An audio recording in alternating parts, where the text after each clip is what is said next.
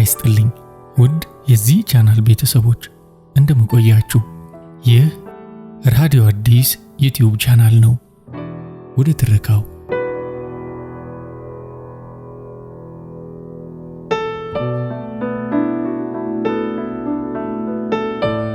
ቀላውጦ ማስመለስ። ደራሲ ሜሪ ፈለቀ። ጠበኛ እውነቶች ከሚለው መጽሐፍ ውስጥ የተወሰደ። ክፍል 1።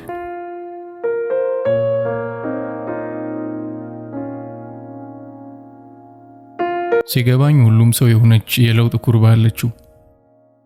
አስተሳሰቡ ወይ ስሜቱ ወይ ድርጊቱ የሚቀየርባት፣ ወደ አዲስ ምዕራፍ የሚታጠፍበት ወይም ከወደቀበት መቀመቅ የሚስፈነጠርበት ወይም ለዛለው ጉልበቱ አቅም የሚያገኝበት። ማታ ከማን ጋር ባድር ደስ ይላል? ወሬዋ እንዲያምርላትና የወሬዋ አካል እንደሆንኩ እንዲሰማኝ። አብዛኛውን ጊዜ ግን አይደለሁም። ስትፈልግ ጥያቄ ታስመስለዋለች እንጂ ከኔ መልስ ጠብቃ አታውቅም። ዝም ብላ ነው የምታወራው። የምታወራልኝን ነገር መስማቴን ብቻ ካረጋገጠች ያለ ረፍት ትለፈልፋለች። ራሷ ትጠይቃለች፣ ራሷ ትመልሳለች። ከፍቃዱ ጋር ፍቃዱ ማን ነው ስላት በእርሷ ላይ እንዲሰማኝ የምትፈልገው የባለቤትነት ስሜት የተሰማኝ መስሏት ነው መሰለኝ። ደስ ተሰኝታ ወሬዋን አድምቃ ቀጠለች። የማይገባኝ ባህሪዋ ይሄ ነው። በእሷ ላይ ባለመብት እንደሆን ትፈልጋለች። ሌላ ሰው አየብኝ፣ ነካብኝ፣ እራ አሰበብኝ ብዬ ሁሉ ዘራፍ ብልስ ይላታል። አርቲስቱ ነዋ። መጀመሪያ ስንሳሳም ነበር። በቃ ሲስመኝ ቆየና ምን ባደርግ ጥሩ ነው። እንዲህ ብዙ ጊዜ ያለማሰሪያ የምትበትነው ጸጉሯ እየተርገበገበና በእጆቿ አየሩን እየቀዘፈች እየተቅበጠበጠች ስታወራ መላ ሰውነቷ ከመወራጨቱ የተነሳ ልትበር የምታኮበኩብ ነው የምትመስለኝ። ምንም ብታደርጉ ጥሩ አይደለም አልኳት ከአፏ ቀልቤ። ጅል አለችኝ። ከፍቃዱ ጋር ስትሰራ ያደረችውን የድሪያ ወሬዋን ስላናጠብኩባት በሽቃ እንደዚህ ስትለኝ እንደሚያስጠላኝ ታውቃለች፣ ግን አትተውም። በበሸቀች ሰዓት ሁሉ ጅል ትለኛለች። የምጠላው ደግሞ ጅል መባል ብልጥ ከመባል ጋር ተነጻጽሮ ውድቀት ስለሆነብኝ አይደለም። ብቸኛው ምክንያቴ እናቴ ትለኝ ስለነበር ነው። እናቴ የምትለኝ የነበረውን ነገር ሁሉ ጠለዋለሁ። እናቴ ውዳሴ ካፏ አይወጣም እንጂ ውዳሴም ቢሆን ከስድቦቿ እንደ አንዱ የሚሆንብኝ ይመስለኛል። ምክንያቱም ከመግለጽ በላይ ጠላታለሁ። ሴት ከብዙ አርጩሜና ከትንሽ ሰውነት የተሰራች ፍጥረት ትመስለኛለች። መግረፊያዬንና ሴትን ምን አገናኛቸው? ወለላን እናትህ ስለሚሉኝ እናቴ ናት እላለሁ። ከልቤ ግን ወለላን ምንም ባልላት ደስ ይለኛል። የአባትህ ልጅ ጅል፣ የጅል ዘር የሚለው ስድቧ ገላዬ ላይ ከሚያርፈው ዱሏ እኩል በቀን ለማአት ጊዜ የምሰማው ነው። የአባቴ ካልሆነ የማን ልጅ ልሆን ነበር? ሲመስለኝ አባቴ እኔን እንደሚመስል ስታወራ ሰምቻለሁ። ያን ማለቱ አይሆን ወይስ አባቴ ጅል ነበር? እናቴን ጨምሮ ጅል የሚሉኝ ሁሉ የማይገባኝ ነገራቸው አለመዋሸቴን፣ አለማስመሰሌን፣ ያልመሰለኝን አለማድረጌን፣ ለሚጠይቁኝ ጥያቄ ቀጥተኛ መልስ መመለሴን፣ ተንኮል አለማወቄንና እነርሱ ብልጠት የሚሉትን ነገር ለመልመድ ራሴን አለማጣቴን ለምን ጅልነት እንደሚሉት ነው።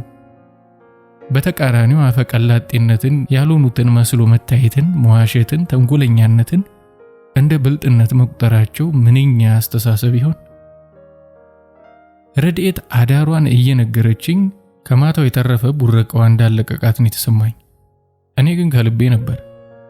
ፍቅረኛው ከሌላ ወንድ ጋር ያውም በዝና በገንዘብ በውበት እንዲያውም በቁመት ጭምር ከሚበልጠው ታዋቂ አርቲስት ጋር ያሳለፈችውን የአዳር ተረክ ስትነግረው ጥሩ ነው የሚል ፍቅረኛ ይኖር ይሆን? በእርግጥ የኔ ፍቅረኛ ከፈቃዱ ጋር የባለገችው በህልሟ ነው። ቢሆንም ጥሩ አይደለም። አብሯት ማደሩን ከነገረችኝ ሰውዬ ጋር ራሴን ማነጻጸር የጀመርኩበት ምክንያት ውሎ አልገባኝም። ህልሟን ባሰብኩ ቁጥር የሚረብሸኝ የትኛው እንደሆነ መነጠል አቃተኝ። እርሷ የሌላ ሰው መሆኗ ወይስ ሌላኛው ሰው እንደሚበልጠኝ ማሰቤ? ራሴን ከሌላ ሰው ጋር አነጻጽሬ ማወቄን እንጃ። ለንጽጽር የምቀርብ ስለመሆኔም እንጃ። እኔ በቃ ስህተት ነኛ። ስህተት ስሜ ነው፣ መጠሪያዬ፣ መገለጫዬ፣ ማንነቴ። ወለላ ልጇ መሆኔን እንኳን ለመናገር የምታፍርብኝ እናቴ ነበረች። ሰፈር ብዙ ሰው አያውቀኝም። ቢያውቀኝም በስሜ ማንም አይጠራኝም። እሷኑ ይለጥፍብኛል፣ የወለላ ልጅ።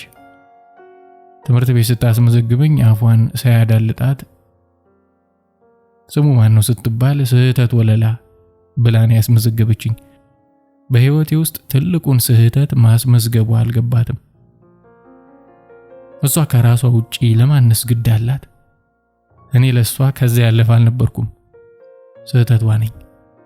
ታዲያ ስህተት በምን ስሌት ለንጽጽር ይቀርባል?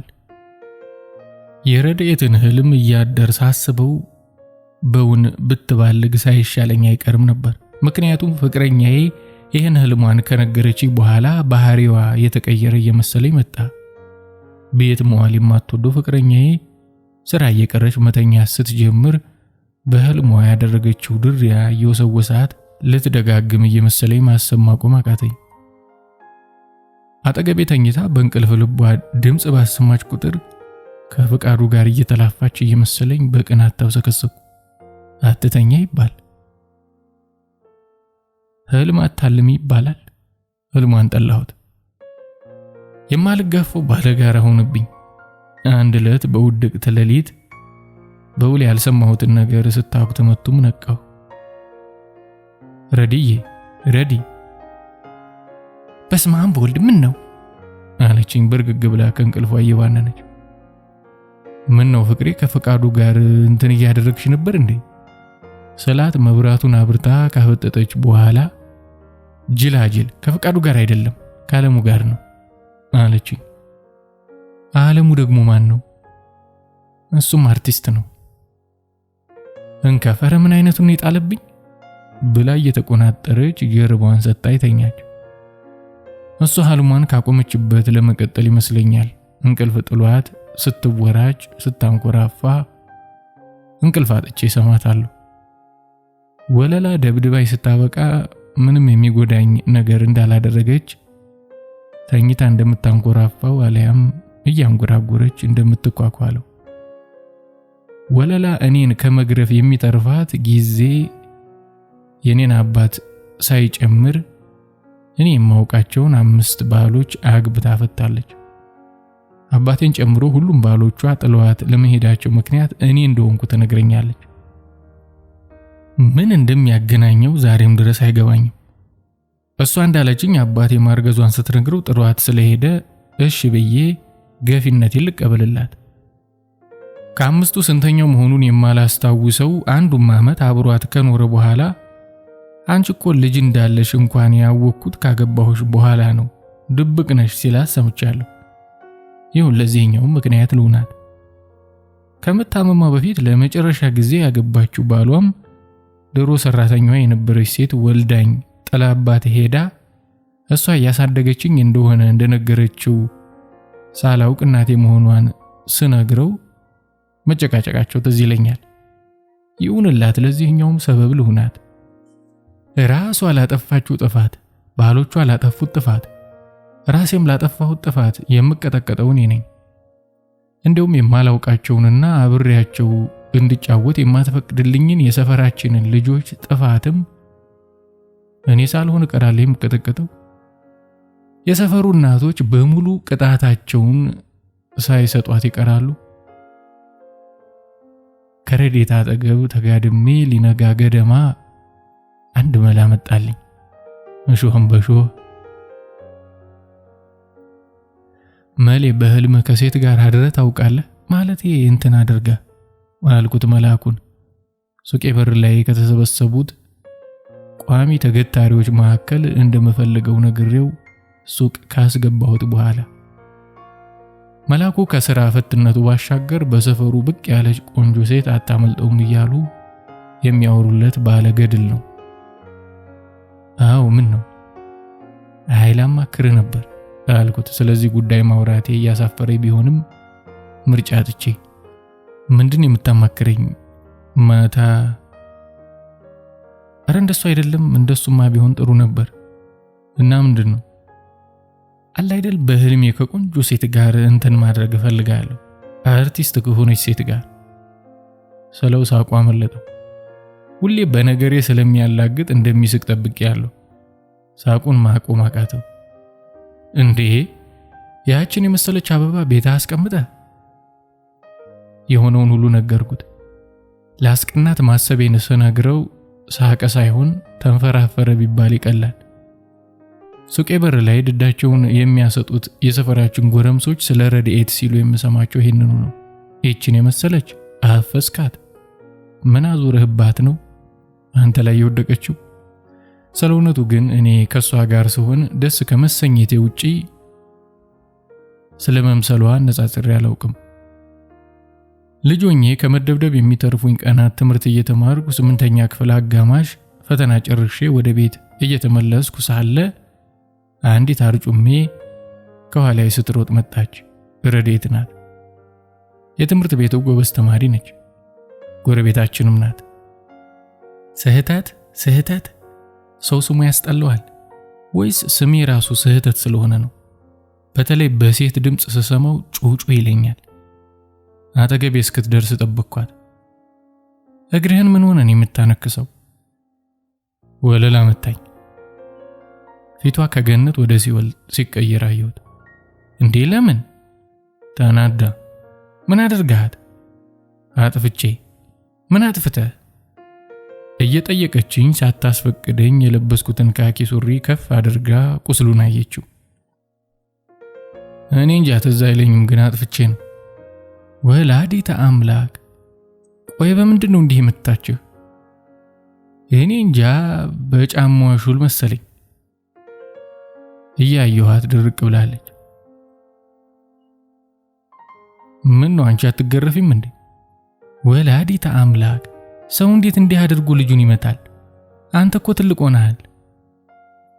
ምን እንዳለችኝ በትክክል የገባኝ ከዛን ዕለት በኋላ ጧት ከሰፈራችን የሚያስወጣው መታጠፊያ ላይ መኪናቸው ቆማ እየጠበቀችኝ ትምህርት ቤት አብረን መሄድ ከጀመርን በኋላ ነበር። ትምህርት ቤት ደርሰን ስትወርድ አባቷ እንዴት ነበር ያደረጓት? የአንደኛውን እጃቸውን ጣቶች ጸጉሮቿ መሃል እንደ ማበጠሪያ ሰክተው ወደ ራሳቸው አስጠጓት። እንደ ተለመደ ነገር እንደ ትክክል ሁሉ ነበር የሚያደርጉት። ከጉንጯ ይልቅ ለአንገቷ የቀረበ ቦታ ላይ ሳሟት። ለእኔ ግን የመሰለኝ እንደዛ አይደለም። በጆሮዋ የሆነ መለኮታዊ ልሳን ያወሩላት። ከንፈራቸው ወደ ሳሟት ቦታ አንዳች ልገልጸው የማልችለው አይነት መታተኛ ነገር እንዳስተላለፉላት፣ በጣቶቻቸው በሆነ ትስስር እንዳሰሯት። እንደዛ ነገር መልሳ ጉንጫቸውን ሳመቻቸው ልበል። በየጠዋቱ ይህንን ትዕይንት ማየት ልክ የሆነ ሌላ ዓለም መኖሩን ነገረኝ። የመፈራው ያልኖርኩበትና የማላውቀው የሆነ በሰው ልጆች መሃል ያለ መተሳሰብ መኖሩን ነገረኝ። ወለላ ገረፈችኝ። ረድኤት ማን ናት? ለምንስ ትምህርት ቤት ያደርሱሃል? ምን አሉ? ወለላ ሴተኛ ናት አሉ? ወለላ ምን አድርጋ ነው አባተ ጥሏት የሄደው አሉ? ብዙ የማላስታውሰው ጥያቄ እየጠየቀችኝ ደበደበችኝ። ይህን ግርፊያ የሚለየው እንባ ያልወጣልኝ። አልለመንኳትም። ጸጥ ብዬ ተመታሁላት። አልታገልኳትም። መምታቷን አቁማ አየችኝ።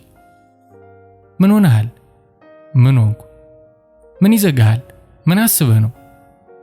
ዝም አልኳት። ያ የመጨረሻ ዱላዋ ነበር። ምን ትጠላለህ በሉኝ ወለላን። ቀጥለህ ምን ትጠላለህ በሉኝ ወለላን። ከዛ በተረፈ ጥላቻ ምን ትጠላለህ በሉኝ። ወለላን። በሚቀጥለው ቀን የአጥሩ በር ተንኳኳ። ረድኤት ነበረች። ለሰላምታ እጄን ዘረጋሁላት። እጄን ጨብጣ ወደ ራሷ አስጠጋችኝና ጉንጬን ሳመችኝ። አው ጉንጬን በከንፈሯ ነካችው። እርጥበቷ ጉንጬ ላይ ታትሞ የቀረ መሰለኝ። ለምንድን ነው ትምህርት ቤት የቀረው? ከዛሬ በኋላ ትምህርት ቤት አልመጣም። እንዴ ለምን? አንቺ ምን አገባሽ? የሚበጀውን ራሱ አውቋል። ምን ቤት ነኝ ነው? ወለላ ናት። ከየት መጣሽ ሳልላት አጠገቤ ደርሳ የመለሰችላት። ደግሞ ስሚ፣ ሁለተኛ ደጅ ድርሽ ብትይ ውርድ ከራሴ አለቻት ቀጥላ። ረድኤት መልስ ሳትሰጣት ግቢያችንን ለቃ ወጣች። እኔም ትምህርት ቤት ቀረው። ወለላ ለረድኤት አባት ስሞታ ስለተናገረችባት ቤት መታ አታውቅም። መንገድ ብታየኝም በርቀት በግንባሯ ሰላም በላኝ ታልፋለች እንጂ አትጠጋኝም።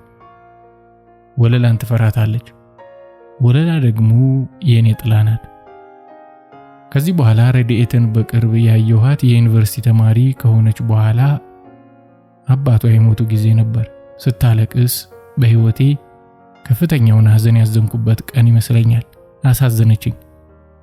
ከዓመታት በፊት በጆሮዋ ሹክ ያሏት የመሰለኝ የመለኮታዊ ቃል ትዝ አለኝ። ከሰው መሃል ስታይኝ ሮጣ መታ ተጠመጠመችብኝ። ምን ማለቷ እንደሆነ ገብቶኛል። አባቷን እያስታወሰችኝ ነው። ሰዎች ቃል ሳይለዋወጡ የሚለዋወጡት ስሜት እንዳለ ገብቶኛል። ወደ ራሴ አስጠግቼ መልሼ አቀፍኳት። ምን እንደተረዳችኝ ባይገባኝም ያለ ቃል እኔ የነገርኳት አባትሽ ላንቺ ምን ማለት እንደሆኑ ይገባኛል፣ የሐዘንሽ ጥልቀት ተሰምቶኛል የሚለውን ነበር። ከረድኤት አባት ሞት በኋላ ብዙም ባራቀ ጊዜ ወለላ ልትቆጣጠራቸው ባልቻለቻቸው ሱሶቿ ምክንያት ማገገሚያ ገባች። ከዚያ ቀናት ቀደም ብሎ የምንኖርበትን ቤት ካርታ ሰጠችኝ። በራሷ ስም ነው ያለው። ያጠራቀመችውንም በዛ ያለ ገንዘብ ሰጠችኝ። ሱቅ የከፈትኩት በዚህ ብር ነው። ወለላ ማገገሚያ ከገባች በኋላ ረድኤት እንደ ልቧ ቤት የመመላለስ ጀምራለች። በሆነ ትምህርት ተመርቃ ስራ እየፈለገች ነበር። አንድ የሆነ ቀን እቤት ተቀምጬ ያለው መጣች። ዝም ብላ አጠገቤ ያለውን በር ላይ ተቀመጠች። እጄን ከጭኔ ላይ አንስታ እንደ ማሸት ነገር እንደ መደባበስ አደረገችው። ዝም ብዬ አየኋት። ለምን እንደምወድ ታውቃለህ? አይደለም፣ ምክንያቱም እንደምትወጂኝም አላውቅም ስላት አናደድኳት መሰለኝ። ተበሳጨችብኝ። የሚቀጥለውን ለመናገር ጊዜ ወሰደች። ከልቤ ነው ያልኳት። በማንም ስለመወደድ ማንንም ስለመውደድ ግድ ሰጥቶኝ አስቤም አላውቅም። እወድሃለሁ። የምወድ ደግሞ ልብ ስለሚያምር ነው። ልብ ስለሚያምር? አዎ፣ ብዙ እውነትና ትንሽ ጥላቻ የተሸከመ ንጹህ ልብ ነው ያለ። ጥላቻ የሚያምር ነገር መሆኑን አላውቅም። ጥላቻን የተሸከመ ንጹህ ልብ መባሉም አይገባኝም አልኳት። አያምርም? አዎ፣ ጥላቻ አያምርም። አየህ፣ እውነትህን ነው። ሁሉም ሰው በልቡ ለማንም ማሳየት የማይፈልገው ቆሻሻ ይኖረዋል። ጥላቻ፣ ክፋት፣ ግልፍተኝነት፣ ራስን መውደድ አንዱ ይኖርበታል። ልዩነቱ ብዙዎቻችን ያ ባህሪያችን በአስገዳጅ ሁኔታ ፈንቅሎን ካልተገለጠ በስተቀር ንጹህ፣ ቅንና ፍጹም እንደሆነ እናስመስላለን። አንተ እንደዛ አይደለህም። የተሰማህንና የሆንከውን ብቻ ነው የምትኖረው። የኖርከው ህይወት የፈጠረብህን ጥላቻና ሽሽት አትደብቀውም። ያ ደግሞ እንድትድን ያደርጋል። አንተ ክፉ ልብ የለህም። ማንንም መጉዳት አስበህ አትጎዳም። ያወራችሁ ብዙ አልገባኝም። ከዚህም በላይ ብዙ ነገር አውርታለች።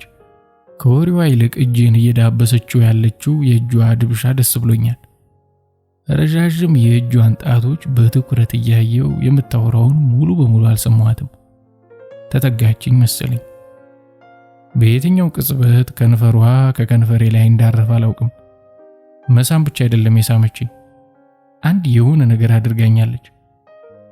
ከገለጻ በላይ የሆነ ምትሃተኛ ነገር። ደም የሚመላለስበት አካሌ ብቻ ሳይሆን ጸጉርና ጥፍሬ እንኳን የሚሰማው አይነት ምትሃት። በደነዘዝኩበት ጥላኝ ወጣች። ከዚያ ቀን በኋላ ግን ውስጤ አንድ የሆነ አዲስ ነገር ተፈጥሯል። ወለላ ማገገሚያ መግባቷን ሳውቅም ለጠይቃት አልሄድኩም። እንደውም እንደማትመለስ እርግጠኛ እንደሆንኩ ሁሉ ወይም ባትመለስ ምኞቴ እንዲሰምር እየፈለግኩ ተነስቼ የወለላን የግል ንብረቶች መበርበር ጀመርኩ። ምን እንደምፈልግ እንኳን በትክክል ሳላውቅ የሆነ ነገር እፈልጋለሁ። ያን ማድረጌ ረድኤት ያለችኝን በልቤ ያለች ትንሽዬ ጥላቻ ለመቀነስ ወይም ለማጥፋት ይሆን?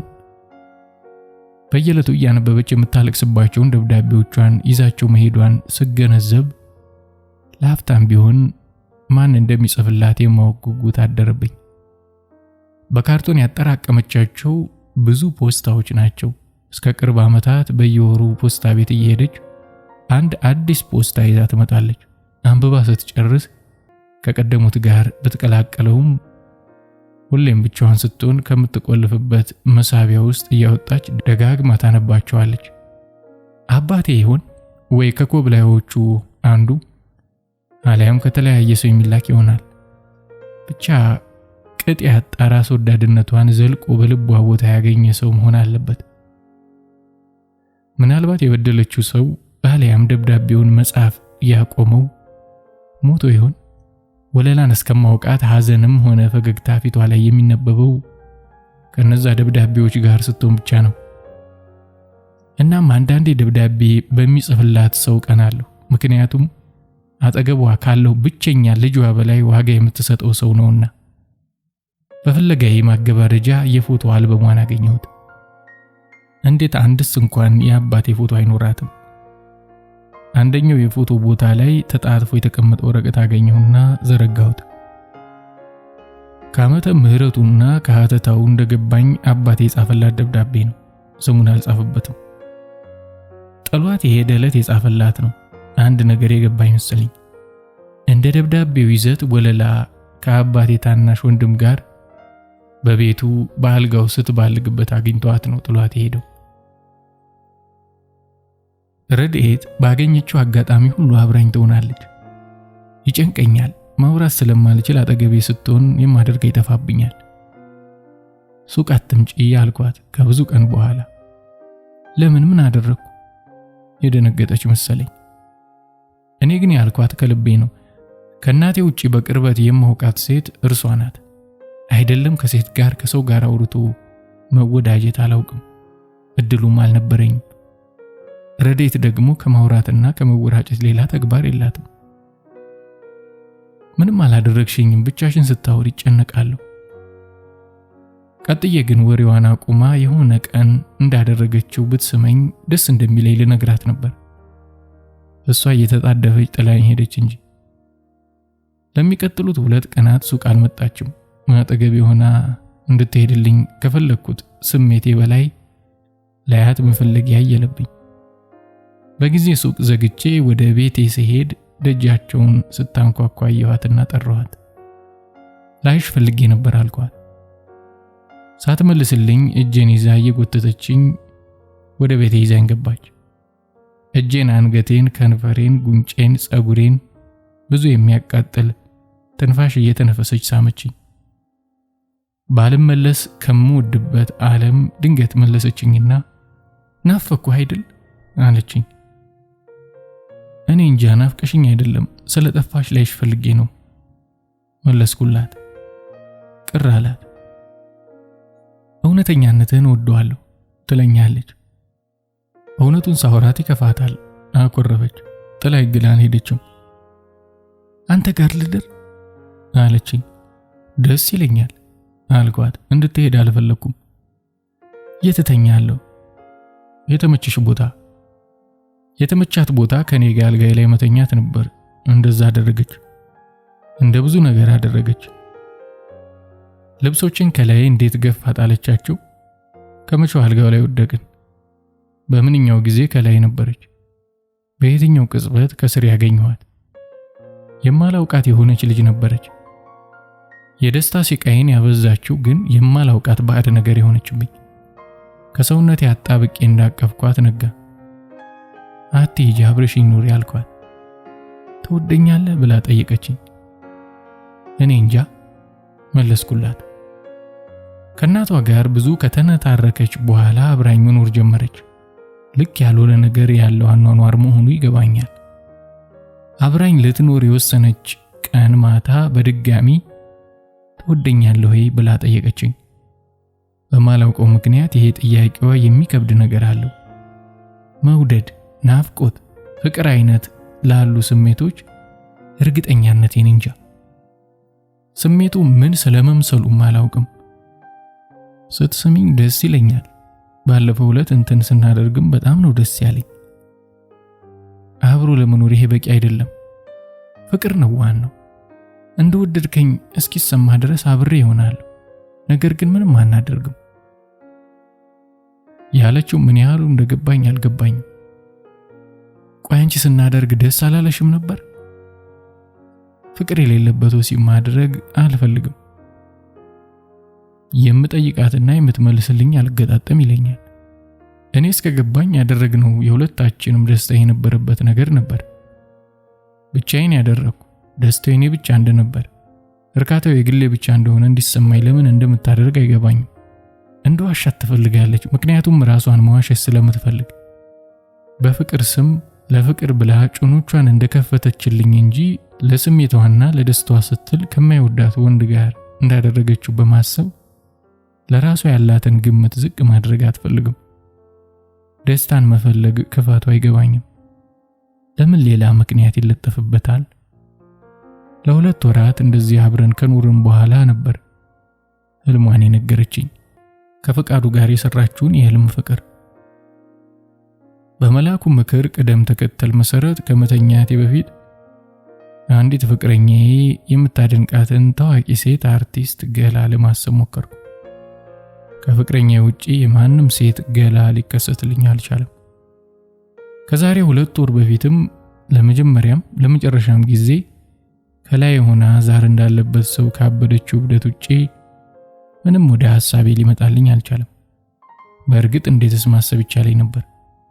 ከሰው ውጪ የሴት እርቃን በፊልም እንኳን ማየት ትዝ አይለኝም። ያየኋቸውን በአንድ የእጅ ጣት የሚቆጠሩ ፊልሞችም ሰው ናት ያሳየችኝ። ሴቶቹ ልብሳቸውን አውልቀው የሚያሳይ ቦታ ነበረው? አላስታውስም። ተሳካልሽ? ማታች እኮ ከቻለች አለኝ መላኩ ሱቄን ጠዋት እንደከፈትኩ ለወሬ ቸኩሎ። አላለችም፣ አንተ ነከቻልክብኝ አልኩት መናደዴን እንዲያውቅ ጥርሴን ነክሼ። ላለመሳቅ እየታገለ ምን ሳደርግ አለኝ። ብዙን አላስታውስም፣ በጥፊ ስታልሰኝ ነው ከእንቅልፌ ባነንኩት ስለው እስኪ በቃው አገጠጠ። በህልሜ ረድኤትን የማስቀናቱ ሐሳብ አልተሳካልኝም። መነጋገር አለብን አልኳት አዋርቻት በማላውቀው ድምጽ። ስታወራ ሰማታለሁ እንጂ ራሴ ርዕስ ፈጥሬ አውርቻት አላውቅም። ዛሬ ወለላን ሄደን መጠየቅ አለብን አለችኝ። ያልኳትን እንዳልሰማች ሁሉ ርዕስ ቀይራ። ትላንትና ከሰዓት የወለላ ነፍስ አባት ቤት ድረስ መጥተው ጉበቷ አደገኛ ደረጃ ላይ ስለደረሰ ከማገገሚያ ወጥታ ከፍተኛ ሆስፒታል ከተኛች መክረሟን ከነገሩን ሰዓት ጀምሮ በዚህ ጉዳይ ጸብ ቀረሽ ንትርክ ላይ ነን። እኔ እናቴ ላያት አልፈልግም፣ እሷ ደግሞ ምንም ቢሆን እናቴ ስለሆነች የኛ ጥየቃ ይገባታል እያለች ችክ ብላለች። እኔ ላናገራት የፈለኩት በየእርምጃዬ ልረሳው ስላልቻልኩት ህልሟ ነበር። ጭቅጭቋ ሊያሳብደኝ ስለደረሰ ቁርስ እንደበላን ሆስፒታል ሄድን። ወለላ ጉድዋ ተጎትቶ የማያልቅ ሴት መሆኗን ባውቅም ለአፍታ ሽው ባለች ቅጽበት አስቤው የማላውቀው ነገር ገጠመኝ።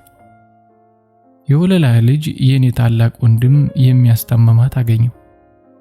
የተፈጠረው ነገር የሆነ የተለወሰወሰ ነገር አለው። መቼ ነው የወለደችው? አላሳደገችውም ማለት ነው። ለነገሩ ተገላገለ፣ ከድብደባን የተረፈው። ያላሳደገችውን እናቱን እንዴት እናቴ ብሎ ይጠራታል? እንዴትስ እያደረ ያስተማማታል? ይህን የማስበው የወለላ ልጅ መሆኑን በነገሬ ቅጽበት ረድኤት እየተወረገረገች ወንድሙ መሆኔን ስትነግረው እሱም መልፍ እያሰበ በመሰለኝ ሽርፍራፊ የጊዜ ክፍተት ነው። ምክንያቱም እሱም ወንድም እንዳለው አያውቅም። እሱ ዝም አላለም። የሰማው ነገር ልክ መሆኑን ሲያረጋግጥ እድሜን ጠየቀኝና ከራሱ ጋር ማስላት ጀመረ። በ7 ዓመት እንደሚበልጠኝ ነገረኝ። ስራ እንዳለበት ነግሮን ሲወጣ አንድ ጥያቄ ብቻ ጠየቅኩት። ደብዳቤ የምትጽፍላት አንተ ነበርክ? በመገረም እያስተዋለኝ አለመሆኑን ነግሮኝ ወጣ። ወንድም ማግኘቴ ከመገረም ልቆ እየሰጠኝን ስሜት አላወቅኩትም። ወንድሜ ጥሩ ሰው ይመስላል። ወለላን መውደዱን ግን ማመን አልቻልኩም። ረድኤት ከሥራ እስክትመለስ ሱቅ ቆሜ በሐሳብ እዚህ አስረግጠው አልኩኝ።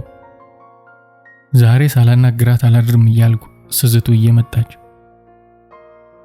ጠዋት ስለምን ነበር ልታወራኝ የነበረው አለችኝ። እራት የበላንበትን ሳህን እያነሳሳች። እየቀናው ነው አልኳት። አልገባኝም አለችኝ የያዘችውን ሳህን መልሳ እያስቀመጠች። አየሁት ካልሽኝ ህልም ውጪ ምንም ማሰብ አልቻልኩም ስላት ሳቀች። ከት ብላ ሳቀች። ጅል ነህ፣ ጅልነትህን ግን ወደዋለሁ። ጅል አትበይኝ በቃ። የኔ ብቻ እንድትሆኚ መፈለግ ጅልነት ነው? ሌላ ሰው እንዳይነካብኝ መሳሳት ጅልነት ነው? ስራው ለሽ እስክትመጪ ላይሽ መጓጓቴ ጅልነት?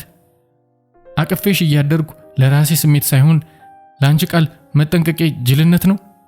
የት ነው ጅልነት? ከንፈርሽን መናፈቄ ነው ጅልነት? ንገሪኝ፣ ይሄ ጅልነት ነው? እንደዚህ መናገር መቻሌን ያወቅኩት ዛሬ ነው። አይደለም አለችኝ፣ እኔ ከምናገርበት የቁጣ ጩኸት ተቃራኒ በሆነ ለስላሳ አንደበት። ይሄ ጅልነት አይደለም፣ ፍቅር ነው ማሪ አለችኝ። በፈገግታዋ መሃል አይኖቿ እንባ ሲያረግዙ አየኋቸው። ሳማት የሚለኝን ስሜቴን ማቆም አልቻልኩም። ከማድረጌ ቀድሞ ግን ስልኬ ጠራ። ወንድሜ ነው። ዛሬ ጠዋት አውቆኝ ፍቅር ሊጫወት እንደሆነ እየተገረምኩ ዝም ብዬ ስልኩን አየዋለሁ። የማንሳት ጉጉት አልነበረኝም። ረድኤት እንዳነሳው ስትነግረኝ ግን አነሳሁት። ምንድነው ያለኝ? ስህተት እናታችን ሞታለች ማለት ተገድላለች ሲለኝ መሞቱ አልገረመኝም፣ አላሳዘነኝም።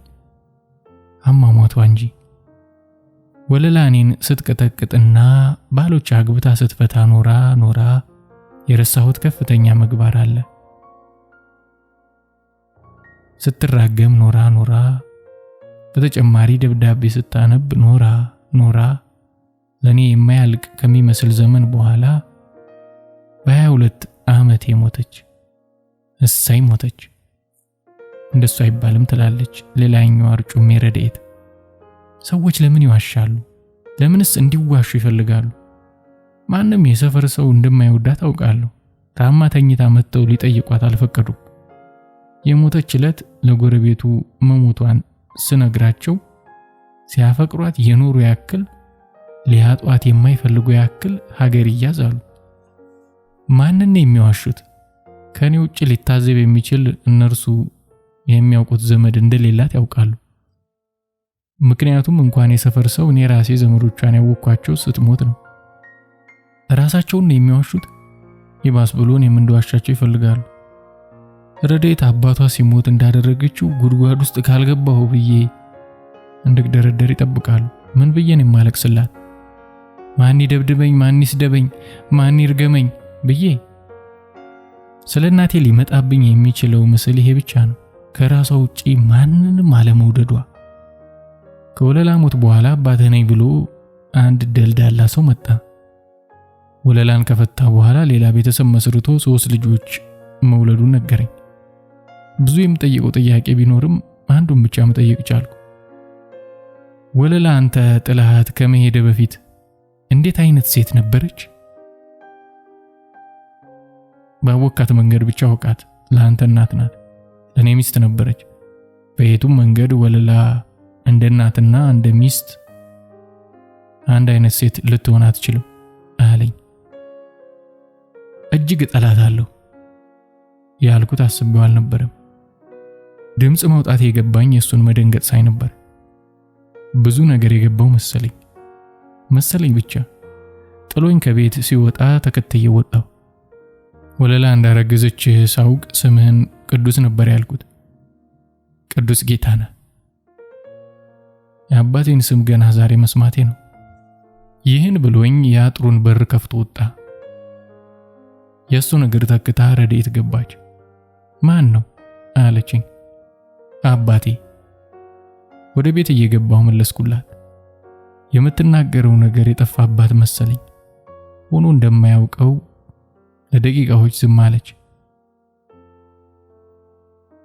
ስሜ ቅዱስ ነበር፣ ቅዱስ ጌታነህ አልኳት። ሰውየው ስሜን ሲነግረኝ የተሰማኝ ስሜት የስም ለውጥ አይደለም፣ የተነጠቅኩትን ማንነቴን መልሼ ያገኘሁ አይነት እንጂ ራሴን የሆንኩ።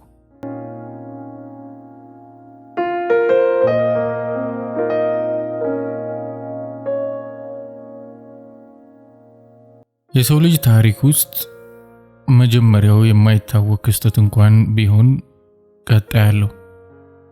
ከመጀመሪያው ወይ ካለፈው የሚያያይዘው አምድ የድር ያህል የቀጠነ ቢሆንም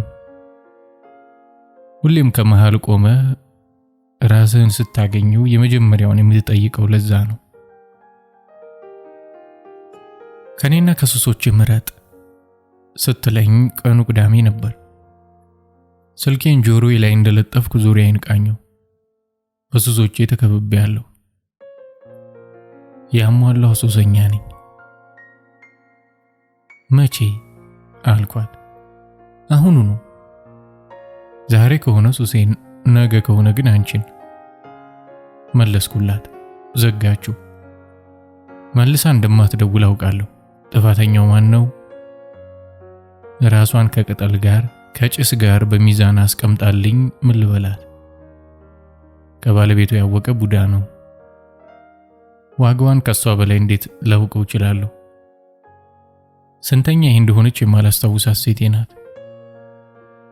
ሴቶቼ እድል የሆኑ ነው መሰል ሱሴን ይጠምዱታል። እኔ ደግሞ ጸባይ የሆኑ ሱሰኛ ሴት ቅልሽልሽቴን ታመጣዋለች። በማን ላይ ተቀምጠ ማንን ታማለህ ትለኛለች አለቃዬ ስምረት። እኔ ስምሪት ነው የምላት፣ አትናደድብኝም። ከጠዋት ይልቅ ለሌሊት የቀረበ ሰዓት ላይ ቢሮ ትገባና ተሰይማ ትጠብቀናለች። ከጠዋት ይልቅ ከሰዓት በቀረበ ሰዓት ቢሮ እከሰታለሁ። እስኪ አንተን የማላባረርበት አንድ ጥሩ ምክንያት ብቻ ንገረኝ ትለኛለች። ያንቺ ደግነት እላታለሁ። ወደ ስራ ብላ የመጨረሻውን ተሰማሪ ታሰማረኛለች። ስምሪት። ሴት እወዳለሁ። ማን ይጠላል አልክ ያዳም ዘር? የምሬን እኮ ነው። እኔ እወዳቸዋለሁ። ሳስበው ፈጣሪ በምድር ላይ እንደ ሴት ውብና አማላይ አድርጎ ለፈተና የፈጠረው ነገር መኖሩን እንጃ። ገና ሳስባቸው ደም ስሬን የሚወጥሩ ፍጥረቶች ናቸው። ኤጭ አሁን ራሱ ደም ሞቀ። እነሱ ከሚወዱኝ የበዛ ይናደዱብኛል። ሴት ሳይሆን ስሪያን የምትወደው ይሉኛል።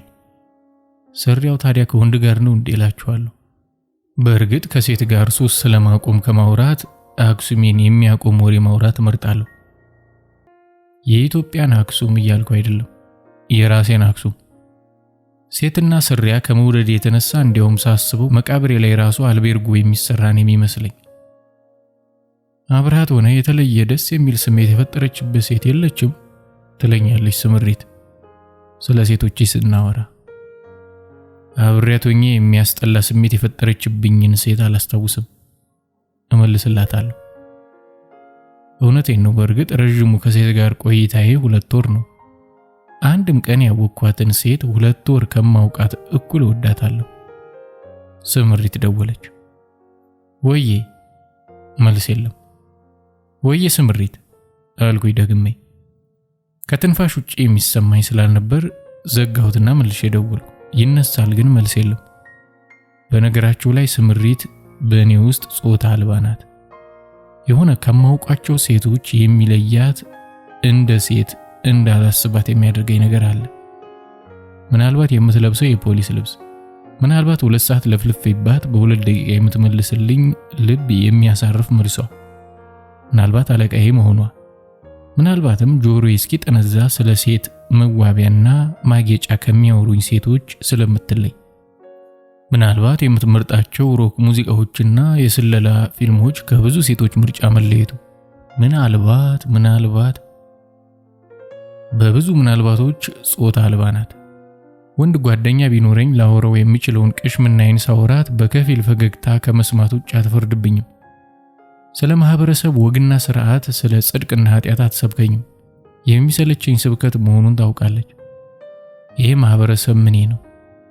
ምን የሰጠኝ ነው ሊቀበለኝ እጁን የሚዘረጋው? የእጁ አሻራ እስኪጠፋ ከሳሙና ጋር እንዳልተዳራ ከተለያየ ሴት ጋር መታየቴ ኃጢአት መሆኑን ሊነግረኝ ይዳደዋል። የአንተ ኃጢአት የኔን ኃጢአት ጽድቅ አያደርገውም።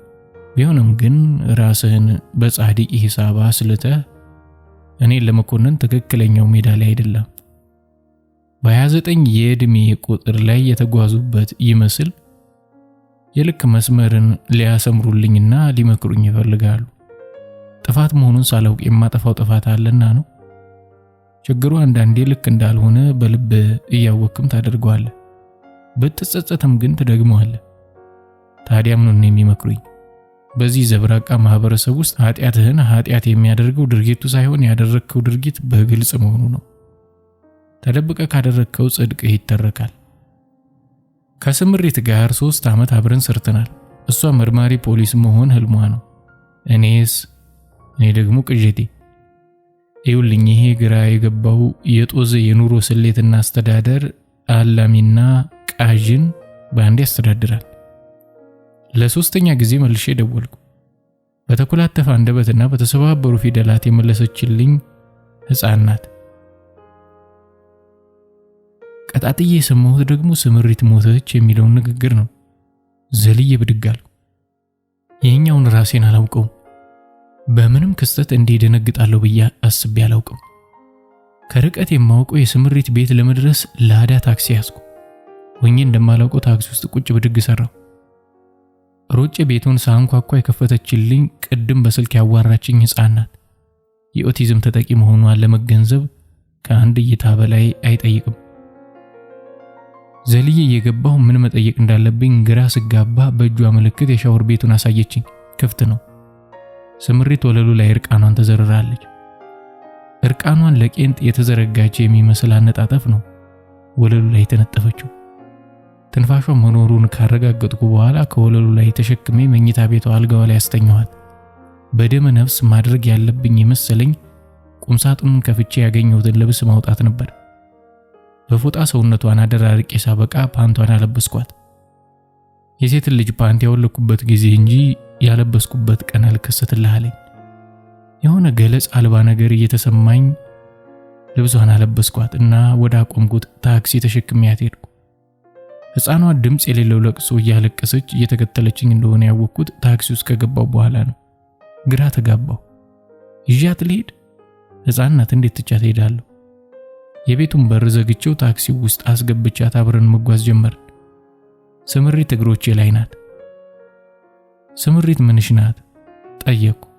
ከስምሪት ላይ አይኗን ለአፍታ ያልነቀለችውን ሕፃን በአትኩሮት በጥያቄ አየችኝ። ፊቷ ተቆጣ።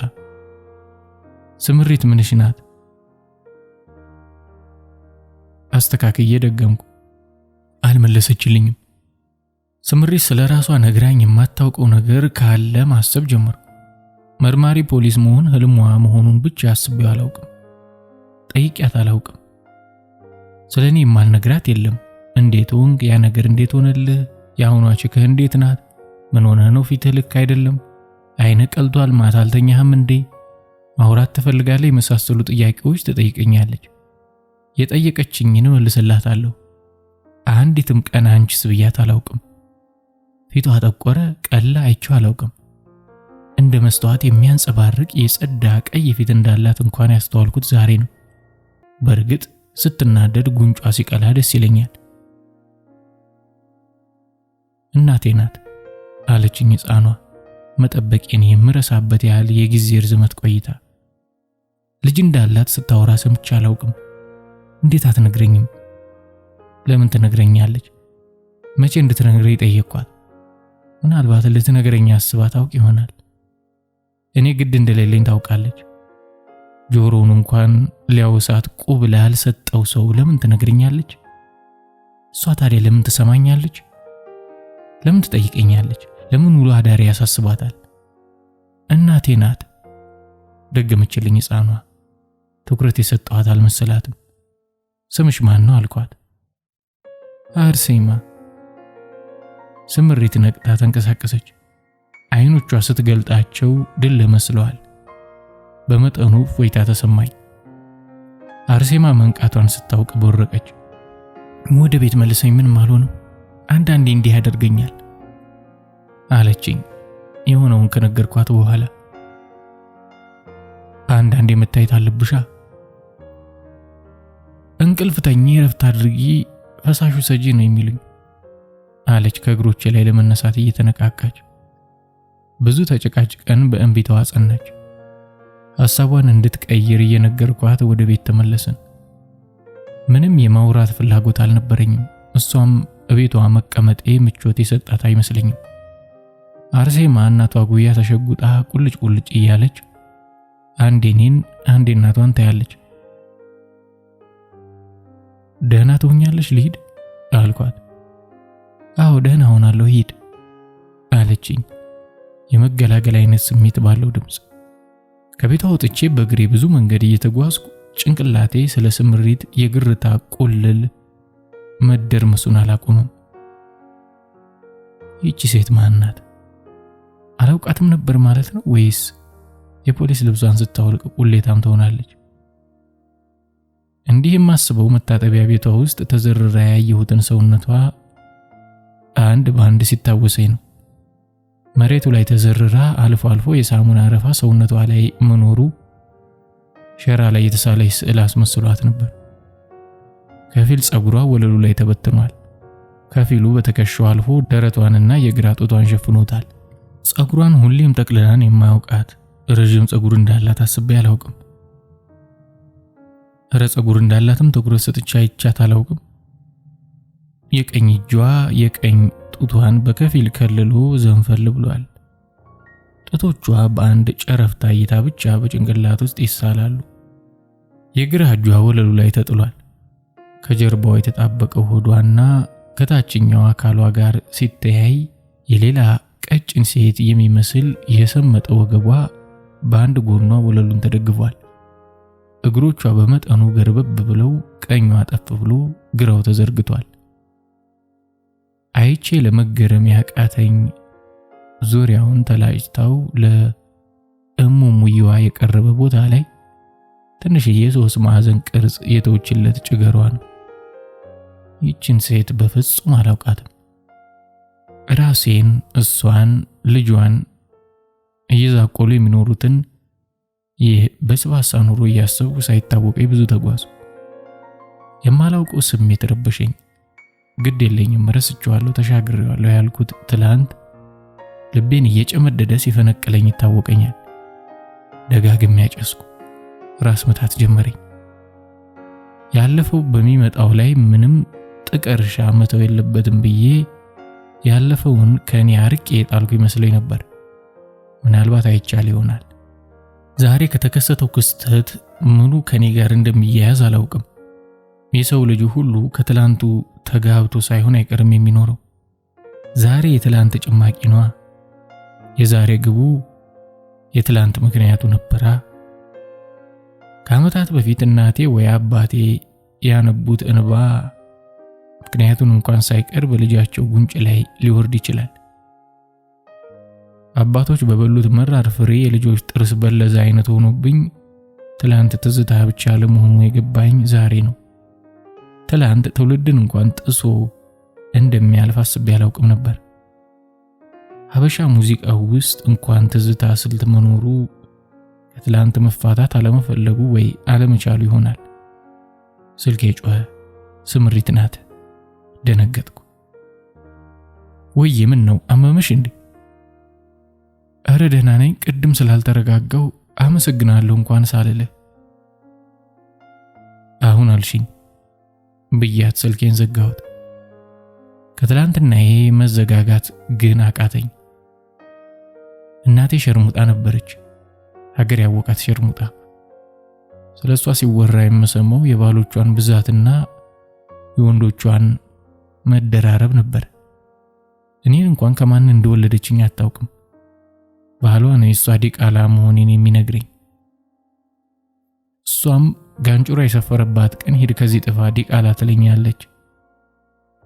ስትሰድበኝ የሌላ ሰው ነውር እንደሆንኩላ። እናቴ ምንም አትገባኝም። አንዳንዴ አቅፋኝ ስቅስቅ ብላ ታለቅሳለች። ወዲያው መልሳ ለዓይኗ አቀፋትና ዞር በልልኝ ትለኛለች። ቆንጆ ናት፣ ህልም የመሰለች ቆንጆ። ባሏ ደግሞ ጥንቅቅ ያለ ሱሰኛ ነው።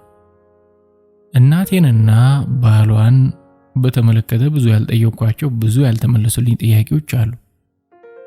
ማወቅም አለማወቅም የሚሰጠኝ ሽርፍራፊ ስሜት አልነበረም።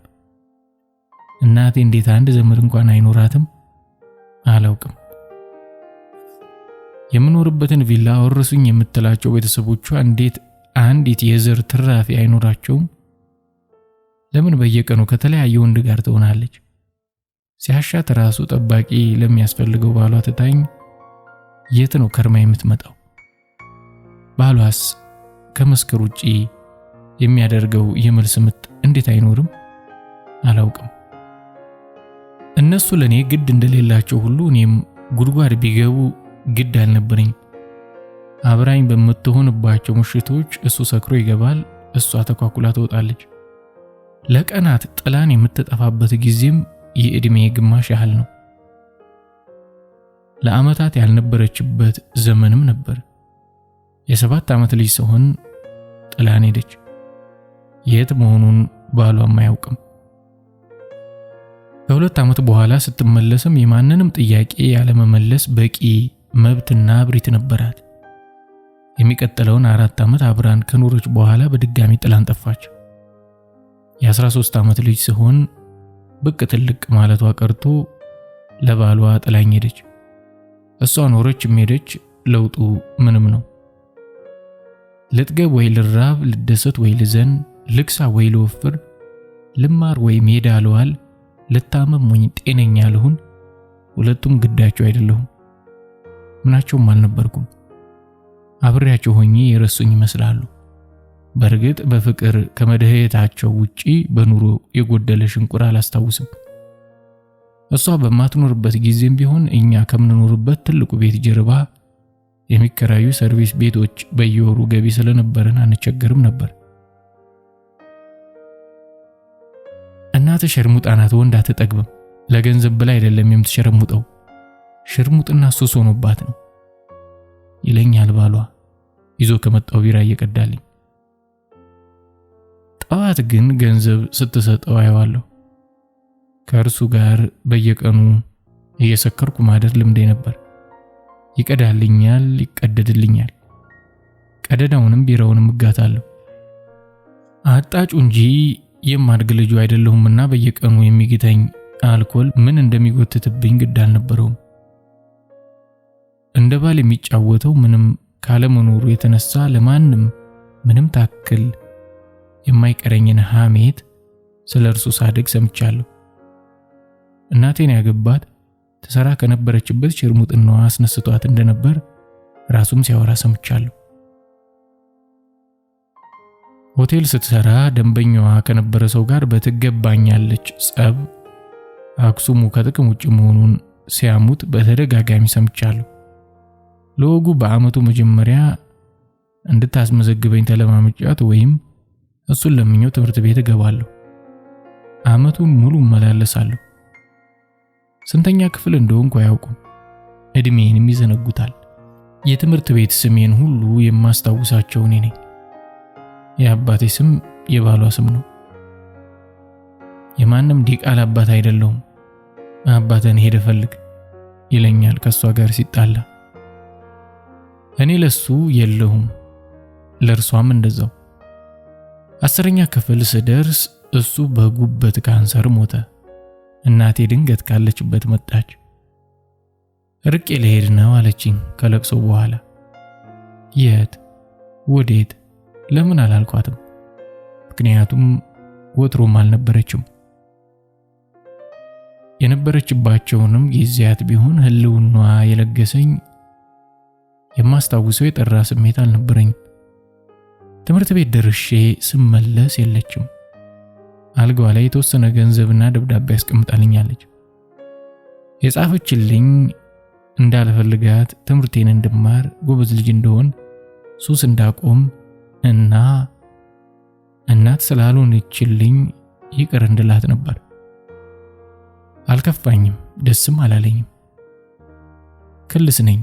አባቴ ምናዊ እንደሆነ አላውቅም። እንዴትስ ላውቅ እችል ነበር? ይሄኔ እኮ የዘጋ ሀብታም ፈረንጅ ይሆናል አባትህ ይሉኛል አብሮ አደጎቼ በቀልድ። የሚጎፈንነኝ ቀልድ መሆኑ አይገባቸውም። የሚያውቁኝ ሰዎች ስለ እናቴ ሲያጉረመርሙ ሰማለሁ። ስለ ሽርሙጥናዋ፣ ስለ ቀያየረቻቸው ወንዶች፣ ስላገባቻቸው ባሎች፣ ስለሰራችባቸው ትልልቅ ሆቴሎች። ያስጠላኛል፣ ያስጠሉኛል። ሐሜትና እውነታውን መለየት አልችልም። ምክንያቱም ስለ እናቴ የማውቀው እውነትም የለኝማ። ከወንዶች ጋር በነበራት ግንኙነት ዛቢያ የሚውጠነጠነውን ሐሜት ግን እሷ አታደርገውም ለማለት ይከብዳል። ምክንያቱም እናቴ ሴሰኝነት መክሊቷ ነበር። ከማላያት ወንድ ጋር አልነበረም። ስለ ቤተሰብ ትስስር ተያያዥ ነገር መስማትም ማየትም አልፈልግም። አንዳንዴ እውነት ግን አባቴ ክዶኝ ነው ወይስ ጭራሽ መፈጠሬን ያውቅ ይሆን ብዬ አስባለሁ። አላውቅም፣ የራሱ ጉዳይ። ባሏ ከሞተ በኋላ ቤተሰብ ብቻ ሳይሆን ጓደኛም የሌለኝ ሆንኩ። ከሱሴ ተጋባሁ። ከሱሶቼ ጋር በፍቅር ተቆራኘን። ከእንጀራ አባቴ ሱስ፣ ከእናቴ ሽፍደት፣ ከራሴ ቅጥ ያጣ ግድ የለሽነት አወጣጥቼ የአሁኑ ኪሩቤል ተሰራ። ኪሩ፣ አንተ ኪሩ። ትከሻዬን እየወዘወዘች ጠራችኝ። ስምሪት ናት። ቡና ልንጠጣ ተቀምጠናል። ፊትህ እኮ ደም መስሏል፣ ምን እያሰብክ ነው አለችኝ መልሳ። ከዚያ ቀን በኋላ በተገናኘን ቁጥር ደህና መሆኗን ልጠይቃት አስባለሁ። ልክ ሳያት ግን እተወዋለሁ። ልትጠይቀኝ የምትፈልገው ነገር ያላት ይመስለኛል፣ ግን አትጠይቀኝም። እንደ በፊቱ መጫወት አቃተን። ሴት ልጅ ለመጀመሪያ ጊዜ የተለየ ስሜት ሳትሰጠኝ አልቀረም አልኳት። ተመስገን ነው፣ እንዴት የተለየች ብትሆን ነው አለችኝ፣ ምንም ጉጉት ሳያድርባት። በማላውቀው ምክንያት እናቴን መሰለችኝ። እናትህን እኮ አትወዳቸውም አለችኝ፣ ሰውነቷ እየፈሰሰ እስኪመስለኝ ተኮማትራ። አዎ አልወዳትም። የሚሰማኝን መግለጽ ከበደኝ። ግፈኛዋ እናቴን መሰልሽኝ፣ ግን በተለይ ወደድኩሽ ነኝ ምላት እንኳን ለእርሷ ለራሴ የተደበላለቀ ነገር አለው። ለእርሷ ላስረዳት ቀርቶ ለራሴም አልገባኝም፣ እኔም አልገባኝም። ስምሪት ለምን እናቴን አስታወሰችኝ?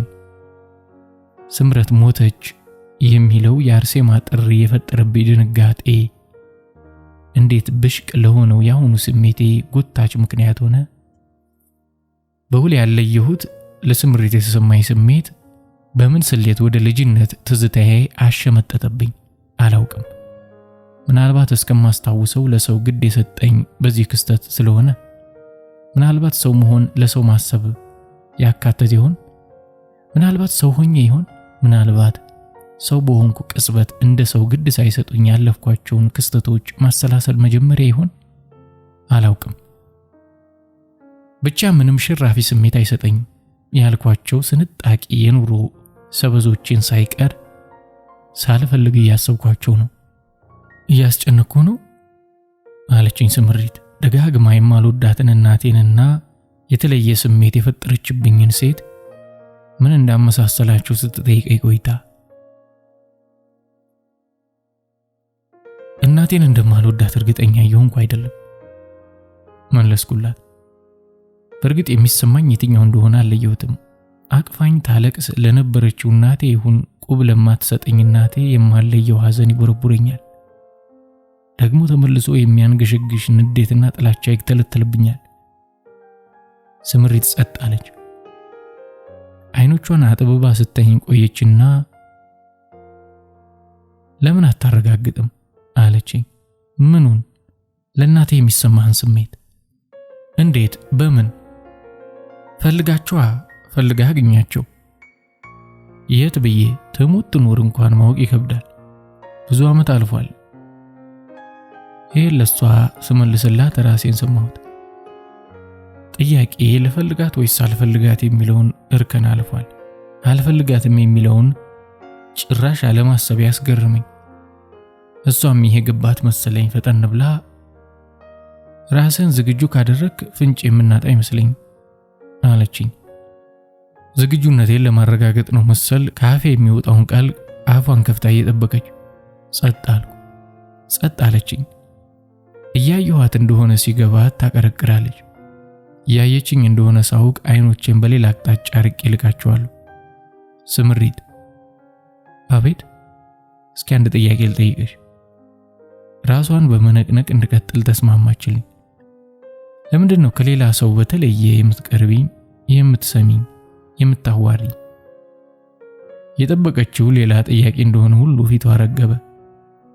ከአይምሮ ይልቅ ልብ ይማርከኛል። መልሷ እርግጠኝነት ነበረው። ማለት ከእውቀት ይልቅ ለቅንነት ዋጋ ሰጣለሁ ማለት ነው። ቅንነት የሌለበት እውቀት በዜሮ ይባዛብኛል። ቅንነት የሞላበት አለማወቅ እንኳን ይገዛኛል። ልብ ቅን ነው ብላኝ ከኔ መልስ እንደማትጠብቅ ተደላደለች። እሷ በገለጸችልኝ ልክ ልብ ቅን መሆኔን እጠራጠራለሁ። ምክንያቱም ቅንነት ይመነዘራል ይመስለኛል። እኔ ስለ ራሴ እስከማውቀው ከራሴ ውጪ ለማንም ግድ ኖሮኝ ለሰዎች ቀና ለማድረግም ሆነ ቀና ለማሰብ ተጨንቄ አላውቅም። ማንም ጉዳይ አይደለም። እሷ ሁሌም እንደዚህ ናት። ስለ ራሴ ስታወራ ባለቤቱ እርግጠኛ ከሆንኩት በላይ እርግጠኛ ናት። ምናልባት እኔ ራሴን ከማዳምጠው በላይ እሷ ስለምታዳምጠኝ ይሆናል። ሁሌም የምትጠቁመኝ ኪሩቤል መድረስ የሚችልበትን ጫፍ እንጂ ሰዎች ወይ እሷ መድረሻ ብለው የሰቀሉትን ጫፍ አይደለም። ስምሪት። ባልጠራም እየሰማችኝ እንደሆነ አውቃለሁ። ከስከዛሬው ሁሉ በተለየ እንድትሰማ ይፈለግኩ። አቤት። ከዛ ቀን በኋላ አንቺን እንዳለቃዬ ወይም እንደ ጓደኛዬ ማሰብ እየቻልኩ አይደለም አልኳት። ካፌ እስኪወጣ እየጠበቀችው ያለ ንግግር እንደሆነ ሁሉ መገረምም መደንገጥም ሳይታይባት አንድ እርምጃ ጠልቀ ያወከኝ ስለመሰለህ ነው? መልስ የምትፈልጋት መስልም ማለት አልኳት። ያለችው ሳይገባኝ ቀርቶ ሳይሆን የማስረዳት አቅም ከርቶኝ። ኪሩ ልብሳቸውን ስትገፍ ያወካቸው እንደሚመስሉ ሴቶች እርቃኔን ስላየኝ ገመናዬን የገለብክ አይምሰልህ። የምታወራበት ቅላጼ የማላውቀውና ምሬት የተቀላቀለበት ነው። ምን እንደምለትና ለሷና ለማውቃቸው ሴቶች የሚሰማኝን የአንድ ጤፍ ፍሬ እና የተራራ ያህል የገዘፈ የስሜት ልዩነት ማስረዳት ባለመቻሌ ተናደድኩ። እንደዛ አይደለም የተሰማኝ። ውስጤ የቀረውን የገላሽን ምስል ሳስበው አብሬሽ መተኛት አይደለም የሚሰማኝ። ተሰምቶኝ በማያውቅ መልኩ ከወለሉ ላይ አንስቼሽ አልጋ ላይ ያደረግኩሽ ቅጽበት የእድሜ ዘመኔን ያህል ረዥም እንዲሆን የሚሰማኝ። ክንዴ ላይ እንዳቀፍኩሽ የተከደኑ አይኖችሽን በስስት እያየው ዘመኖቼ ቢያልቁን የተሰማኝ። የግባት እንጃ ከዚህ በላይ ማስረዳት ግን አቃተኝ። ደቂቃዎችን ትንፋሽ ያጠረኝ እስኪመስለኝ ጸጥ አለች። ሲገባኝ ሁሉም ሰው የሆነች የለውጥ ኩርባ አለችው። አስተሳሰቡ ወይ ስሜቱ ወይ ድርጊቱ የሚቀየርባት፣ ወደ አዲስ ምዕራፍ የሚታጠፍበት ወይም ከወደቀበት መቀመቅ የሚስመነጠርበት ወይም ለዛለ ጉልበቱ አቅም የሚያገኝበት። ለውጥ ወደ ተሻለ ማደግ ብቻ አይደለምና ኩርባውን ሲጣጠፍ ውድቀትም ሊሆን ይችላል። ያቺ የለውጥ ኩርባ አንድ የሆነች ኢምንት ክስተት ልትሆን ትችላለች፣ ወይም አረፍተ ነገር ወይም አንዲት ቃል፣ ምናልባት አንዲት መሳም ወይም የአንዲት ደቂቃ መታቀፍ። ወይም የኔ የለውጥ ኩርባ ያቺ ቀን ነበረች። ልክ አይሆንም። እኔ እናንተ ከዚህ ቀደም ከነበረን የዘለለ ግንኙነት ሊኖረን አይችልም አለችኝ። ቀደም ከአይምሮ ይልቅ ልብ ይማርከኛል አልሽኝ አይደል? የሚቀጥለው ለመስማት እያሰገገች ሲገባኝ ሌላ ፍቺው ከስሌት ይልቅ ለስሜት ቅርብ ነኝ ማለትሽ መሰለኝ። ልክና ስህተቱን በስሌት ልቀምርልሽ አልችልም። በአንቺ ፍቅር ከመውደቅ በላይ ልክ የሆነ ስሜት ተሰምቶኝ እንደማያውቅ ግን ላረጋግጥልሽ አልኳት። አሁንም ምን ያህል እንደተረዳችኝ ባይገባኝም ምናልባት እስክጋደምልህ ይሆናል ፍላጎት እስኪረግብ። ካፏ የወጣው ቃልም ድምጸትም የሱ አይመስልም። ጥርሷን እያፏጨች ነው የተናገረችው። በመጀመሪያ ደነገጥኩ። ስምሪት እንዲህ ስትናገር ሰምቼ አላውቅም። በመቀጠል ተናደድኩ። በፍጹም እየተረዳችኝ አልነበረም። በመሰለስ ግን ስለዚህ ሴት የማላውቀው ብዙ ነገር መኖሩን ማሰብ ጀመርኩ። ስደነግጥ ለኔ ሳይሆን ለእርሷ ማንነት የማይመጥናት የመሰሉኝን ቃላቶች በማውራቷ አይኖችን ጉልጉያ ያፈጠጥኩባት። ስናደድ እየገባሁሽ አይደለም፣ ስለ ሴክስ እያወራሁ አይደለም፣ እዚህ ጋር ልቤን በእጄ ደግፌ ስለሚሰማኝ ስሜት ነው እየነገርኩሽ የነበረው አልኳት።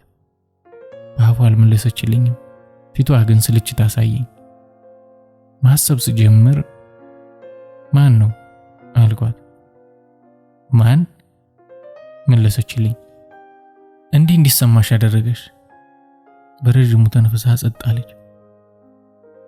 ድብቅ ነሽ አልኳት። ድብቅ እንኳን አይደለሁም መለሰችልኝ። እኔ የማልነግርሽ ክስተትም ስሜትም ኖሮኝ አያውቅም። ስላንቺ አንዲትም ነገር አውርተሽ አታውቂም። ጠይቀኝ አታውቅም። ለራሴ ቦታ አለኝ። ዋጋ የሌለኝ ሰው ጋር ራሴን የምጥል ርካሽ አይደለሁም ያለችው በትክክል ገብቶኝ እንደሆነ እርግጠኛ አልነበርኩም። አቤት፣ ዋጋ ባልሰጥሽ ኖሮ ስለ ራሴስ አውራሽ ነበር? ዋጋ ስለሰጠኝ ሳይሆን ዋጋ ስለሰጠሁ ነው ያወራኸኝ። ከሴቶችህ ብዙዎቹ ስለ ራሳቸው ነግረውሃል። አንተ ግን ስለ ራስህ ለአንዳቸውም ነግረህ አታውቅም። ለምን ይመስልሃል? ልትሰማቸው እንጂ ሊሰሙ ጊዜያቸውንም ልባቸውንም አልሰጡም። ወይም እንደዛ አስበሃል። ከተናገረችው ሁሉ የገባኝ ቃል በቃል ባትለውም ልቤን ሰጥቼሃለሁ ያለችው ነው። አሁን ልሰማሽ ዝግጁ ነኝ፣ ንገሪኝ። አሁን ሰዓት ሄዷል፣ ወደ ቢሮ እንመለስ አለች በአይኗ አስተናጋጅ እየፈለገች። ፍቅር የብዙ ነገር ቁልፍ መሆኑ ገባኝ መሰለኝ። አስቤ ስለማላውቃቸው ብዙ ነገሮች ማሰብ ጀመር። ከመለየው ውጪ ምን ስለመልበስ አስቤ የማላውቀው ሰው ራሴን ልብሶች ስሸምት አገኘሁት። ያንተ ተክለሰውነት ልብስ ያስጌጣል እንጂ አንተን ልብሱ አያስጌጥህም። ለምትለብሰው መጠንቀቅ አይጠበቅብህም ብላኛለች ስምሪት። ከመለየው ሌላ ለብሼ ያየችኝ የመጀመሪያ ቀን። ለምን ራቁቴን አታይኝም አትባል እንግዲህ።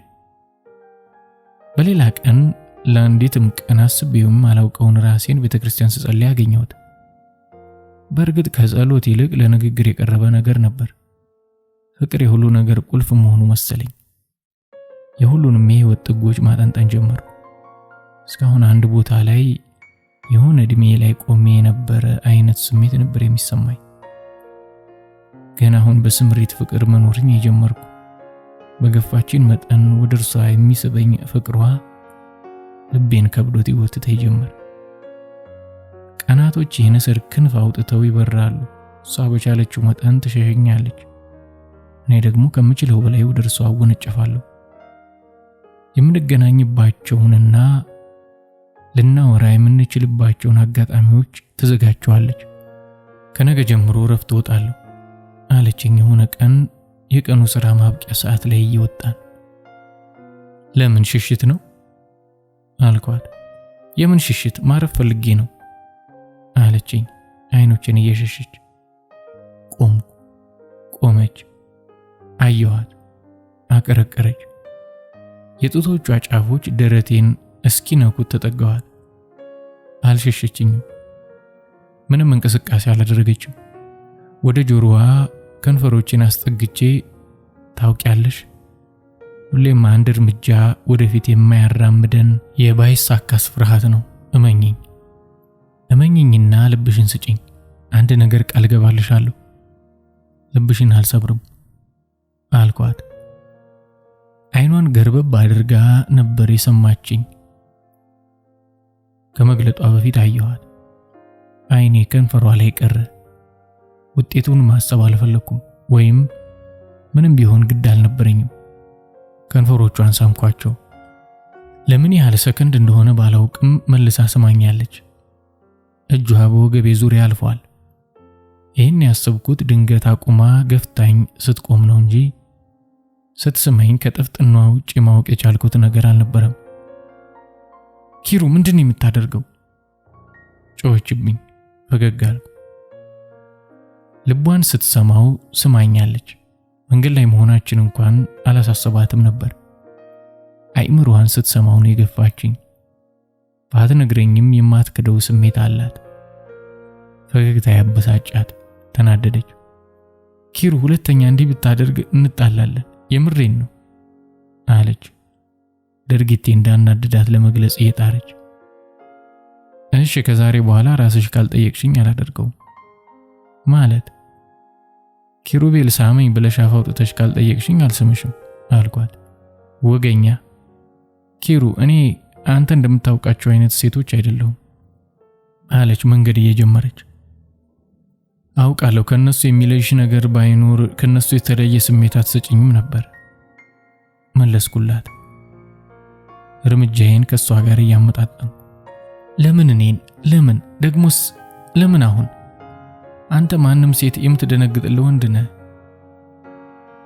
ማንም ሴት ደንግጣልኝ ይሆናል፣ ከአንቺ ውጭ ግን ያስደነገጠችኝ ሴት የለችም።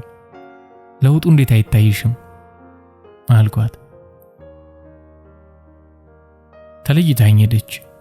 በልብ የተሸክሚያት ወደ ሱስ ሄድኩ።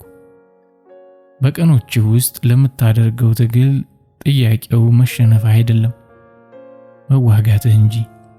ምክንያቱም ሳትታገል ሁሌም ውጤቱ የታወቀ ነው፣ ተሸናፊ ነህ። በትግል ውስጥ ውጤቱ ከሁለት አንዱ ነው፣ ማሸነፍ ወይ መሸነፍ። ጥያቄው መዋጋትህ ብቻም ላይሆን ይችላል፣ የተዋጋህለት ዓላማ እንጂ። እሷ ናት ማንንም ባልፍላት የሚገባት። እረፍት መውጣቷን ተከትሎ ናፍቆቷን መታገስ ከምችለው በላይ ነበር። ስልኳ እረፍት ከወጣችበት ቀን ጀምሮ ዝግ ነው። ጭንቅላቴ የሚፈነዳ መሰለኝ። ቤቷ ላለመሄድ ከቁጥር በላይ ለሆነ ጊዜ አመነታሁኝ። በስምንተኛው ቀን እሷን ሳላያት ባድር ትንፋሽ ቆሞ የማድር መሰለኝ። ከስራ ወጥቼ ቤቷ ሄድኩ። በሩን ስትከፍትልኝ ምን እንደምላት፣ ምን ለብሳ እንደማገኛት፣ ስታየኝ ምን እንደሚሰማት እያሰብኩ በሩን በስሱ ቆረቆርኩ። ደገምኩት። ጨዋታ አቋርጦ እንደተከፈተልኝ የሚያስታውቅ ሰው ያላለቀ ሳቁን እየቀጠለ በሩን ከፈተልኝ። አቤት አለኝ። ሰምቼዋለሁ፣ ዝም አልኩ። ደገመልኝ። ዝምታዬን ደገምኩለት። ስምሪት ከጀርባው ብቅ አለች። ምንም አይነት የፊት ሜካፕ ስትጠቀም አይቻት አላውቅም። ተቀባብታ ሌላ ሴት መስላለች። ከከንፈሯ ውጪ ያልደመቀ የለም። ለፓንትነት የቀረበ ቁምጣና ለጡት ማስያዣነት የቀረበ ሹራብ ለብሳለች። ጸጉሯ ቢመሰቃቀልም ተለቋል። እሱን አየሁት፣ በሲሊፐር ነው። እንግድነት አይታይበትም። የከንፈሩ ጠርዝ ላይ የከንፈር ቀለም አስተዋልኩ። ስምሪት ያስደነገጣት የኔ መምጣት ይሆን ወይም የመጣሁበት ሰዓት አላውቅም። ደንግጣለች። እንዴ ኪሩቤል! እየተንተባተበች ጨበጠችኝ። ሰውየው ለኔ ማሳወቅ የፈለገው ነገር ያለ መሰለኝ። አቅፎ ወደ ራሱ አስጠግቶ ጸጉሯን ሳማት። እሷ በድርጊቱ ያፈረች መሰለኝ። አይኔን ሸሸችው። ማሪ የሥራ ባልደረባይ ነው አለች ለሰውየው። ለኔ ደግሞ የአርሴማ አባት ነው። ተጨባበጥን። ኦ ፖሊስ ነህ? የሆሊውድ አክተር ነበር የመሰልከኝ። ሃሃ። ሰውየው መቀለዱ ነው። በቡጢ ዱልዱም አፍንጫውን ባጠፋለት ደስ እንደሚለኝ ቢያውቅ። በዚህ መሃል አርሴማ አይኗን እያሻሸች በአባቷና በእናቷ እግር መሃል ብቅ አለች። ስታይኝ ፈገግ ማለቷ ያስታወሰችኝ ስለመሰለኝ ደስ አለኝ። ለስማ ስትጠጋት ግን ሸሸችኝ። ይቅርታ በማይሆን ሰዓት መጣው መሰለኝ። የሥራ ጉዳይ ቤት ድረስ ይዤ መምጣት አልነበረብኝም። መናገር ስለነበረብኝ አልኩኝ እንጂ እግሬ ከመሬቱ ጋር ያዛመደው ነገር ያለ ይመስል አልተንቀሳቀስኩም። ሰውየው እንድገባ ጋበዘኝ። ለአፉ እንዳለው ያስታውቅበታል። ተሰናብቻቸው እግሬን ከተተከልኩበት አንቀሳቅሼ በመጣሁበት አቅጣጫ መራሁት። አለመታደል ነው ቀላውጦ ማስመለስ ትል ነበር እናቴ። የምፈልገው ስለ እርሷ አለማሰብ ነው። የማደርገው ግን ተቃራኒውን ነው። ሙሉ ስሜን የጠራችው ሰውየው የሥራ ባልደረባዋ መሆኔን እንዲያምንላት ብቻ ነው። ድምጿ ውስጥ ለምን ፍርሃት ሰማሁ? ለምን ባለቤቴ ነው አላለችኝም? ለምን የአርሴማ አባት ነው አለችኝ? የዛን ዕለት አርሴማ አባቷ እያለ በምን ስሌት እኔ ጋር ደወለች? የት ሄዶስ ነበር? ደጋግሜ እሷን ማሰቤን ለማቆም እታገላለሁ። የገባኝ እሷን ማሰብ ስለማቆም እያሰብኩ እንኳን የማስበው እሷን መሆኑን ነው። አንዳንዴ ራስን ለማግኘት ራስን ልትከፍል ትችላለህ። ለመጀመሪያ ጊዜ ስሜቴን በሱስ መበረዝ አላማረኝም። መታመም ፈለግኩ። ወደ ቤቴ ሄጄ ተጋደምኩ። ሁሉም ነገር ጸጥ አለብኝ። በምድሪቱ ያሉ ፍጥረቶች ሁሉ በሆነ መዓት አልቀው እኔና ቤቴ ብቻ አንድ የምድር ጠርዝ ላይ ተርፈን ከሆነ እንቅልፍ እየነቃው መሰለኝ። አመሻሹ ሲገፋ የመጠጣት ፍላጎት የታገለኝ። ስልኬ ሲጠራ አላመንኩትም። ስምሪት ናት። እንደ ባለጌ ሴት ነው አይደል የምታስበኝ አለችኝ ስልኩን አንስቼ ሃሎ ከማለቴ። በምን ምክንያት መለስኩላት። ምን እንደምታስብ ይገባኛል አለችኝ በቀሰስተኛ ድምጽ። በፍጹም መገመት እንኳን አትችይም። ስምሪት አጠገብሽ ሆኜ እንባሽን ከጉንጭሽ ላይ መጥረግ ነው ፍላጎቴ። ጥቂት ዝም አለች። ማልቀሴን በምን አወቅ? ባለቤትሽስ ወጥቶ ነው? አብሮኝ አይኖርም፣ አንዳንዴ ነው የሚመጣው መለሰችልኝ። መስማት የፈለኩት ግን ባለቤቴ አይደለም የሚለውን ነበር። ልምጣ እንዳይሽ ብቻ ነው። መምሸቱንና ልጇ መተኛቷን ምክንያት ድርድራ እንዳልሄድ ከለከለችኝ። እውነቷን ነው፣ መሽቷል። ወደ እርሷ መሄድ ግን እየተጓዙ ማደር ቢሆን እንኳን ደስ እያለኝ አድርገው ነበር። ብዙ ጊዜ የሰቀልከው ተስፋ ጋር ለመድረስ መንጠራራት ተስፋውን ከመጨበጥ በላይ ደስታ አለው። ጉልበትና የተስፋ ስንቅ ያጅቡታል። ስልኩን ዘግቼ ተጋደምኩ። የማስበው ምን ከፍቷት እንዳለቀሰች ነው። የሰው ሚስት የመሆኗን ሀቅ ሆን ብዬ ከሐሳቤ ላለመደመር እታገላለሁ። ለያት የመፈለጌን እብደትም ችላ ልለው እፍጨረጨራለሁ። ብዙም ሳትቆይ መልሳ ደወለች። ግራ ተጋባሁ። ሳልነግር ረስቸው የእናትህን አድራሻ ፍንጭ የሚሰጥ መረጃ ተገኝቷል። እርግጠኝነት ይህንን ልትነግረኝ እንዳልደወለች ገብቶኛል። እሺ በይኝ ልምጣና ልይሽ፣ 10 ደቂቃ ብቻ። ክፍል 2 ይቀጥላል።